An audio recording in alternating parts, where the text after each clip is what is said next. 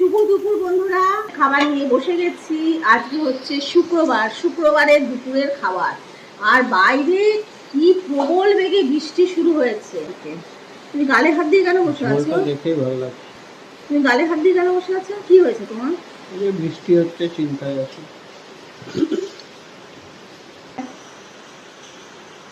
চিন্তায় আছো কত? আচ্ছা, মেনুগুলো আগে দেখিয়ে দিই। মেনুগুলো মানে কি? মেনুই খালি একটাই মেনু। এই যে কলমি শাক। কাসুন্দি খাবে নাকি তোমরা? আমি খাবো। বরের জন্য ডিমের পোচ, আমার আর বরের জন্য মাছের ঝোল, বাটা মাছের ঝোল। এই যে ঝোলটা তো আমার বর খাবে।